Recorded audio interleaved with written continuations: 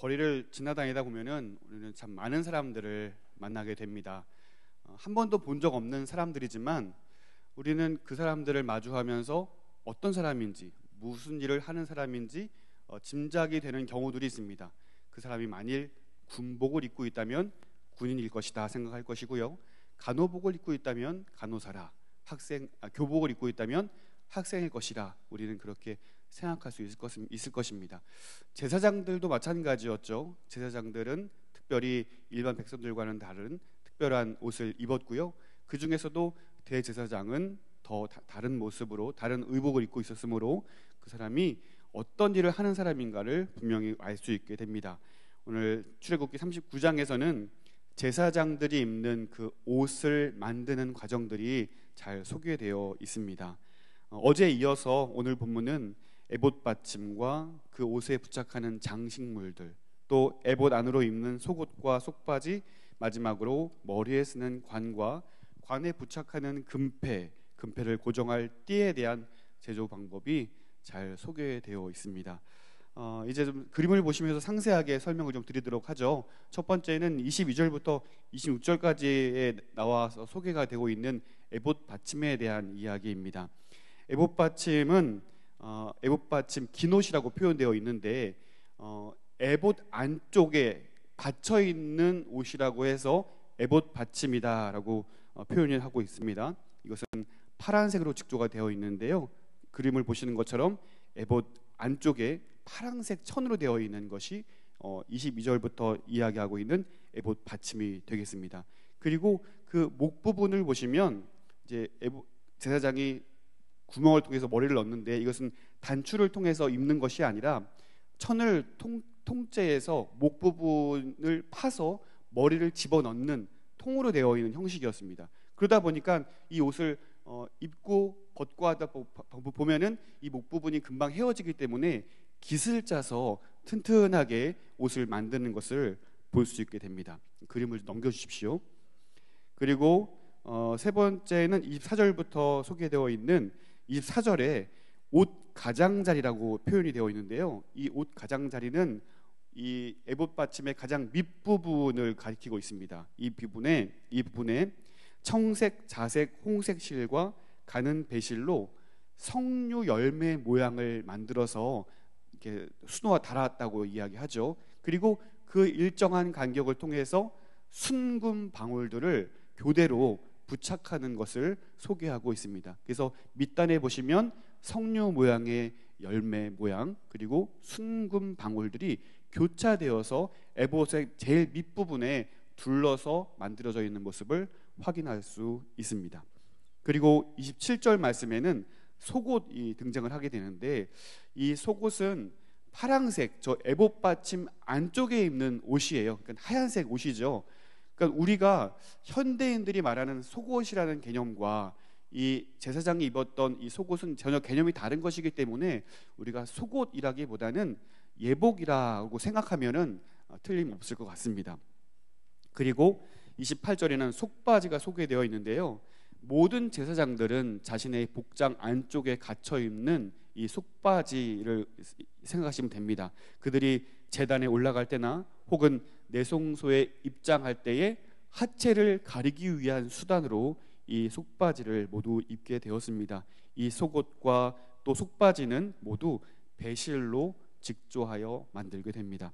마지막으로 살펴볼 관에 대한 이야기입니다. 28절, 30절, 31절에 그 내용이 소개되어 있는데요.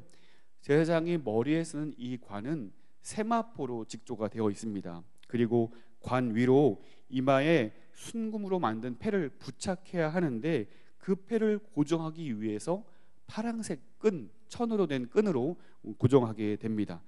제사장의 예복을 완성하는 이 시점에 제사장의 이마에 부착되는 그 순금의 패에는 이렇게 기록되어 있습니다.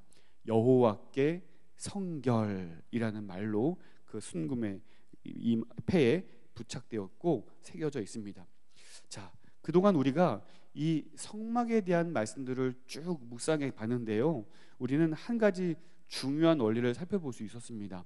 성소 그리고 성소 앞에 뜰, 성소 그 뜰을 둘러싸고 있는 모든 기둥들, 이 모든 총망라하는 성막에서 가장 거룩한 곳은 성소였고, 성소 중에서도 하나님의 법궤가 있는 내성소, 그 지성소가 가장 거룩한 곳이다라는 사실을 우리는 알 수 있었습니다. 그 거룩한 곳에 1년에 한 번 하나님께 나아갈 수 있었던 대제사장의 머리에 여호와께 성결이라고 적혀 있는 것은 그가 마땅히 기억해야 하고 또 지켜내야 하는 삶의 원리였던 것이죠. 여러분 기억하십시오. 대제사장의 예복은 진귀한 보석들로 수놓아져 있었습니다. 그리고 일반 제사장들에게는 허락되지 않은 진귀한 실들로 또 아주 정교한 방식으로 제작된 의복을 입었습니다. 그 귀한 보석과 그 진귀한 실들은 광명한 하나님의 영광을 나타내는 것이었습니다. 하나님의 거룩을 나타내는 것이었죠. 그렇기에 여호와께 성결, 이것은 대제사장들의 삶의 방식이요 삶의 원리였다는 사실입니다. 사랑하는 성도 여러분, 우리의 대제사장이신 예수님께서 친히 대속물이 되어주셔서 우리 또한 누구든지 예수님의 보혈로 하나님께 나아갈 수 있는, 하나님께 예배드릴 수 있는 제사장들이 되었다는 사실을 여러분 믿으시기를 바랍니다. 그렇다면 우리 역시 이와 같은 거룩한 의복을 입어야 할 줄로 압니다. 갈라디아서 3장 26절 27절에는 이렇게 기록되어 있습니다. 너희가 다 믿음으로 말미암아 그리스도 예수 안에서 하나님의 아들이 되었으니 누구든지 그리스도와 합하기 위하여 세례를 받는 자는 그리스도로 옷 입었느니라. 아멘. 그렇습니다. 우리는 이미 예수님의 보혈로 그리스도로 옷 입은 사람들이라는 사실을 여러분 믿으시기를 바랍니다. 언제든지 어디서든지 하나님께 나아갈 수 있는, 하나님께 예배드릴 수 있는 신분이 되었습니다.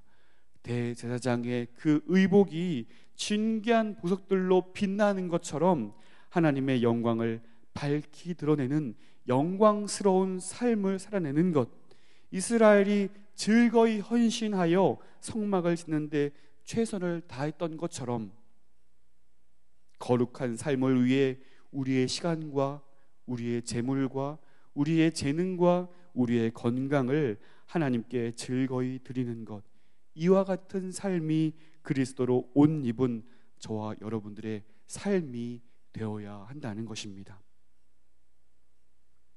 마음속에서 하나님께서 원치 않는 욕심이 일어날 때, 마음속에서 그리스도로 입은 옷을 벗어 던지고자 하는 욕망이 들끓을 때, 여러분 나의 이마를 한번 만져보시기를 바랍니다. 여호와께 성결, 그 문구가 지워지지 아니할 수 있도록, 그리스도로 옷 입은 그 옷을 벗어 던지지 아니할 수 있도록 거룩한 삶을, 하나님께서 기뻐하시는 삶을 온전히 살아낼 수 있는 저와 여러분이 될 수 있기를 간절히 소원합니다. 이제 하나님께 예배드릴, 제사할 모든 준비가 갖추어집니다. 적어도 이 모든 것을 제작하는데 6개월 이상이라는 시간이 소요되었고, 하나님의 특별한 은혜와 또 많은 백성들의 수고와 헌신으로 이 모든 것들이 완성되었습니다. 이 모든 과정들을 통해 우리가 알 수 있는 중요한 한 가지 원리가 있습니다. 어제 말씀에서도 반복된 부분들이 있는데요, 오늘 22절부터 43절까지 계속해서 반복되어 있는 또 하나의 구절들이, 표현들이 있습니다. 그것은 바로 여호와께서 모세에게 명령하신 대로 하였더라라는 구절입니다. 26절 말씀, 29절 말씀, 31절, 32절, 그리고 마지막 부분인 42절과 43절을 통하여서 계속해서 반복되는 표현은 여호와께서 모세에게 명령한 대로 행하였더라라는 표현이었습니다. 여러분 한번 생각해 보십시오. 성막과 그 기물들을 만드는 것은 결코 쉬운 작업이 아니었을 것입니다. 여러분 그 본당 뒤쪽에 나가시면 성막 모형이 조그맣게 있잖아요. 다 보셨을 것입니다. 그 성막 모형을 만드는 것도 쉽지 않더라고요. 그 조그만 나사를 이제 돌리는 것도 손이 애리고 좀 아프더라고요. 이거 많이 하다 보니까. 그런데 실제적으로 그 사람들이 그 광야에서 성막을 하나님의 명령대로 그 율도와 그 기준대로 꼼꼼하게 만들다 보면은 그건 결코 쉬운 일이 아니었을 것입니다. 그러면 오홀리압과 부살렐과 많은 제작자들이 그 땡볕에서 일을 하면서 마음 가운데 이런 생각들이 있지 않았을까요? 좀 쉽게 해보고자 하는 마음. 어떤 과정들이 쭉 있지만 한 과정을 좀 생략해서라도 빨리 끝내보고자 하는 유혹들, 대충 하고자 하는 마음, 좀 편해보고자 한 단계의 단계를 좀 생략해보고자 하는 그런 마음들이 그들에게 분명히 있었을 거라는 생각입니다. 하지만 만약 그들이 그러한 일련의 과정을 생략한 채 쉽게 해고자, 편하고자 하는 마음으로 하나님의 명령을 순종하지 않았다면, 하나님의 법대로 그것을 만들지 않았다면, 오늘 성경에서 반복적으로 기록되어 있는 여호와께서 명령하신 대로 행하였더라라는 이 구절은 아마 기록되지 아니하였을 것입니다. 그들이 순종하였고 그들이 하나님의 명령대로 온전히 행하였기 때문에 그 모든 제작들이 완성될 때마다 하나님께서 명령하신 대로 행하였더라라는 말씀이 기록되었을 것이라는 사실입니다. 여러분, 그리스도로 옷 입은 거룩한 하나님의 백성들인 이 자리에 모인, 또 온라인으로 함께하는 우리 모든 성도 여러분, 오늘 우리는 때로는 우리의 삶에 유혹이 있고 때로는 손해보는 것 같은 생각이, 그 마음이 우리에게 수시로 들은 그 시점에서도 하나님께서 원하시는 대로, 또 여호와께서 명령하신 대로 행하였더라, 하나님의 말씀에 순종하여 살아갈 수 있는 저 여러분들의 삶이 되시기를 주님의 이름으로 부탁드립니다.